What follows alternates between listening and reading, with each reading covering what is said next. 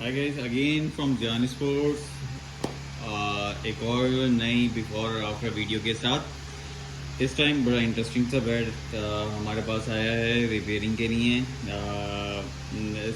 Summarise चलेंगे उसके बाद, क्योंकि कोशिश होती है शॉर्ट वीडियो बनाएं जो मैक्सिमम 2 से 3 मिनट तक जाए, इससे ऊपर ना जाए, ताकि आप लोग पूरी देख सकें। तो पहले बेड के बारे में बताता हूँ। बेड बेसिकली कौन सा है, MRF ग्रांड एडिशन का बेड है। इस look like little bit old but not too much. और अब इसका मेन चीज़ मैं आपको बताया था। ये बैट हमारे पास हैंडल रिप्लेसमेंट के लिए आया है। पहले कहीं से हैंडल इसका रिप्लेस हुआ है। आई थिंक मुझे कुछ कहने की ज़रूरत नहीं है। अगर आप देखें कि ये हैंडल जो है वो कैसा रिप्लेस हुआ है। अगर मैं आपको आप इजीली देख सकें तो आप देख सकते हैं यहाँ पे कि इस हैंडल को काटने के बाद जब डाला गया तो इसमें 3 स्लाइसेस डाले गए हैं केन के एडजस्ट करने के, जिसकी वजह से हैंडल जो है लेफ़्ट साइड की तरफ from back view left side की तरफ मूव हुआ है। उसके बाद जब इसकी फिनिशिंग की गई है, शोल्डर्स बिल्कुल पतले कर दिए गए हैं और जो विड्थ थी बल्ले की टॉप से उसको बिल्कुल कम कर दिया गया है। हैंडल अनइवन है, राइट साइड की तरफ जा रहा है विद स्लाइटली कर्व के साथ बोथ एंड की तरफ। इस कर्व को भरने के लिए इसमें आई थिंक कोई मिक्सचर यूज़ हुआ है। Is a hard mixture like a rock. और ये है जिसकी वजह से इसमें जो मेन जो इशू है हैंडल के अंदर, एक तो हैंडल तो चेंज होना है। उसके बाद नेक्स्ट इसकी वेट जो टॉप से इसकी शोल्डर्स की फ्रंट फेस से जो वेट है वो कम हो चुकी है। इसकी शोल्डर का साइज़ कम हो चुका है, थिकनेस कम हो चुकी है। यहाँ पे स्पाइन में कॉन्केविंग दोनों साइड पे ज़्यादा आ गई है। तो लेट्स सी, देखें हम किस तरह करते हैं, क्या करते हैं, किस तरह कोशिश करके हम इसको करते हैं रिपेयर। कोशिश है कि हम इसको एटलीस्ट 90% उस लेवल के ऊपर लेके आ जाएँ जो ओरिजिनल लेवल था। अच्छा, एक और चीज़ बताना चलूँ कि इस हैंडल के बाद आई थिंक जब इसको प्रेस किया गया होगा तो ये सेंटर क्रैक भी ओपन हुआ है बल्ले के अंदर। जो नॉर्मली जब हैंडल की वी की जो वेट है वो प्रॉपर वो ज़्यादा हो कटिंग वेट से, तो अगर ऊपर से फोर्स इसको प्रेस किया जाए तो इसमें क्रैक आ जाता है बल्ले में। अगर आप क्लियरली देख सकें, अगर मैं प्रॉपर जूम इसको कर सकूँ, ये आप चेक कर लें। ये दोनों साइड पे ये आया हुआ है, ये 3 स्लाइसेस डले हुए हैं इसके अंदर, और फिर उसके बाद फिनिशिंग आपके सामने है। सो लेट्स सी, देखते हैं कि हम इस पर क्या कर सकते हैं क्या नहीं। फुल केन का हैंडल डालेंगे हम इसके अंदर, जो 5 कॉक शीट्स का होगा। सेंटर में रबर शीट होगी, दोनों साइडों के ऊपर जो है वो जो कॉक यूज़ होता है हैंडल के अंदर वही होगा। और बल्ले को पूरा कंप्लीट रिफअप करना है। इसकी टो पे थोड़ा सा काम है, टॉप के ऊपर इसका थोड़ा काम होगा। थोड़ा स्लाइटली सा हम इसका शेप जो है वो चेंज करेंगे फ्रॉम शोल्डर के, उसको मैनेज कर सकें। जो घिस चुका है, जो ज़्यादा रब हो चुका है, स्लाइसेस निकल चुके हैं शोल्डर से, तो उसको मैनेज कर सकें, बैलेंस पे लेके आ सकें बल्ले को। तो इसी वीडियो के साथ लगे रहें। इसके बाद इंशाल्लाह इसकी आफ्टर वीडियो आएगी। अगेन इस वीडियो को लाइक करें, इस वीडियो को शेयर करें अपने क्रिकेट सर्कल में, अपने क्रिकेट फ्रेंड के साथ, ताकि लोग ज़्यादा से ज़्यादा देख सकें। और उनकी आपकी कोई भी सजेशन हो इस रिपेयर के हवाले से या पिछली रिपेयर से आने वाली रिपेयर के हवाले से, तो बिल्कुल डिस्कस करें, बताएं कमेंट बॉक्स में जाके। इंशाल्लाह उसको ज़रूर इम्प्लीमेंट करेंगे, अपनी नेक्स्ट रिपेयर्स के अंदर इम्प्रूव करने की कोशिश करेंगे। जान स्पोर्ट्स के चैनल को सब्सक्राइब करना नहीं भूलिएगा। इसी वीडियो के साथ लगे रहें। इसी के साथ ही अभी इसकी आफ्टर वीडियो चलेगी, तो इंशाल्लाह उम्मीद है कि हम इसको एज मच एज 90% एटलीस्ट तो हम इसको इसकी ओरिजिनल पोजीशन पे लेके आएंगे।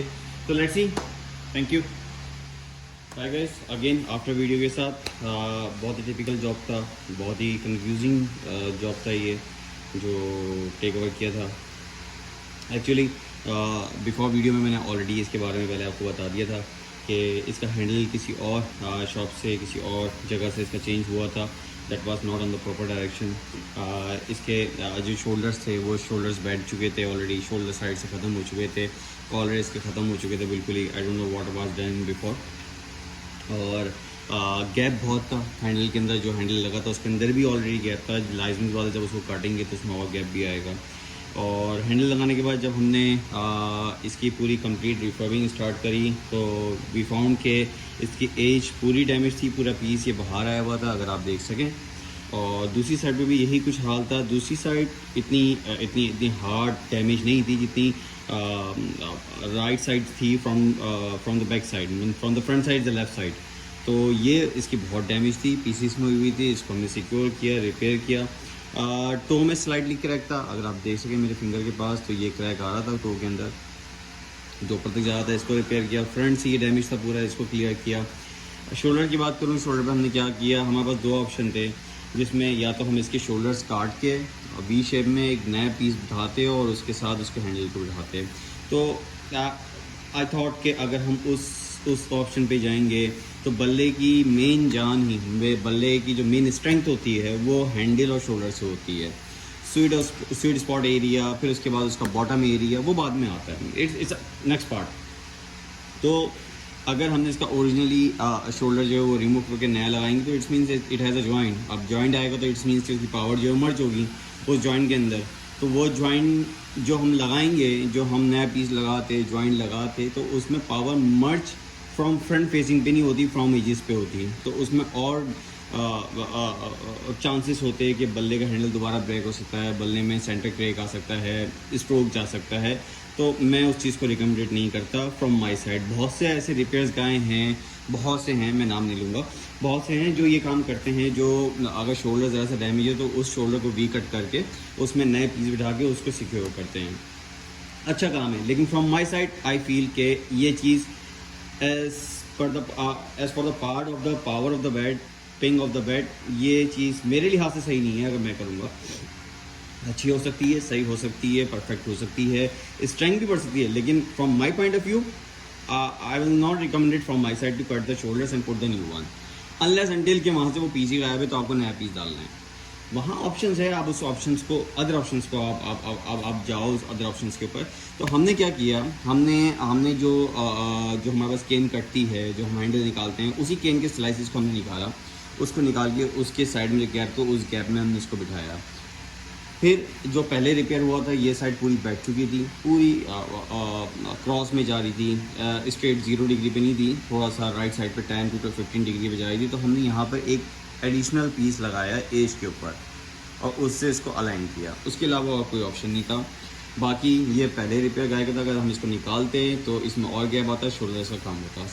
हैंडल हमने सेमी ओवल रखा है। और यहाँ पे मैं एक चीज़ बताता चलूँ, क्योंकि हैंडल में गैप बहुत था, तो हैंडल राइट तरफ की तरफ बहुत झुका भी नहीं था, राइट जा रहा था, मतलब राइट स्वैप हो रहा था, मतलब स्लाइड हो रहा था राइट पर। तो वो चीज़ को कवर करने के लिए हमने एक स्पेशल डॉक्टर टेप आता है, जो हमने लेफ़्ट साइड के ऊपर हमने प्लेस किया और फिर उसके बाद थ्रेडिंग करी। उसकी पिक्चर अभी इसी वीडियो में आपको दिखेगी।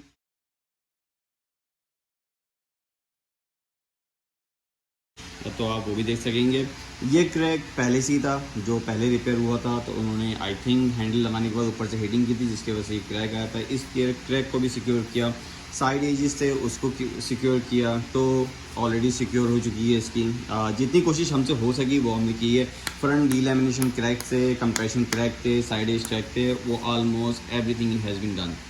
तो एट लास्ट ये चीज़ है जो हमने की, जो हम लेके आए, कहाँ से हमने स्टार्ट किया था इसको और हम यहाँ पे लेके आए। इसके ऊपर रिमेनिंग काम क्या है, इसकी साइडिंग होनी है, इस पर बॉटम थ्रेडिंग होनी है, इस पर टॉप थ्रेडिंग होनी है। After that it is ready to boom. Let's see hope इंशाल्लाह it will be boom in the matches. तो ये थी आफ्टर वीडियो। एक हार्ड जॉब था, एक टाइम टेकिंग जॉब था, बहुत ही कंसंट्रेशन से काम करने वाला काम था इसके ऊपर, क्योंकि जो इसके अंदर हैंडल लगा था it was totally on the bad direction, it was totally place in the bad way, proper way पे नहीं था।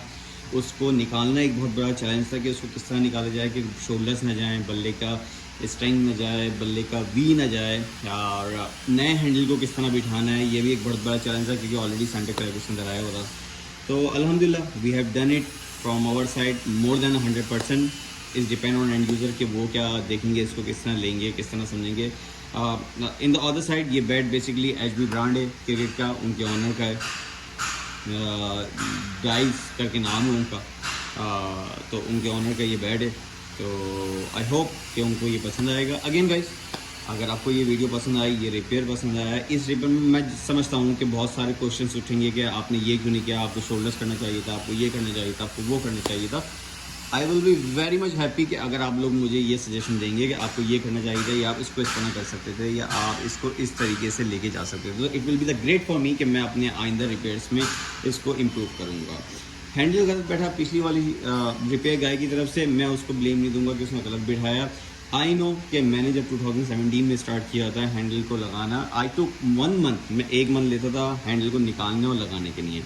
और आज भी अगर मैं कोई वो पुरानी पिक्चर्स देखता हूँ अपने उस रिपेयरिंग की जो I have done in 2017 in mid from 2017 mid, तो मैं हंसता हूँ खुद पे कि मैं किस तरह बिठाता था, मैं किस तरह करता था काम। आई नो उसमें भी कुछ लोग खुश हो जाते थे कि आपने हैंडल बड़ा ज़बरदस्त बिठाया है, बट नाउ आई फील कि मैंने इसको इम्प्रूव किया है। तो आई नो कि मैंने कहाँ से अपना सफ़र स्टार्ट किया था, मैं किस तरह के हैंडल बिठाता था। तो मैं बिल्कुल ब्लेम नहीं दूंगा जिस बंदे ने ये काम किया है उसको कि उसने गलत बिठाया है।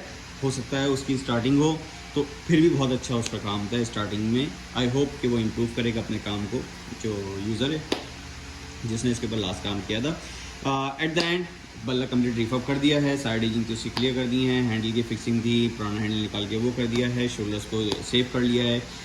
शोल्डर का राइट साइड का कॉर्नर का एज जो था वो डैमेज था, ख़त्म हो चुका था, उस पर एक नया पीस लगा के उसको अपर साइड से अदर बाहर की साइड से हमने इसको प्रेस किया है। एजेस बैडली डैमेज थी फ्रंट कंप्रेशन क्रैश की वजह से, उसको रिपेयर किया।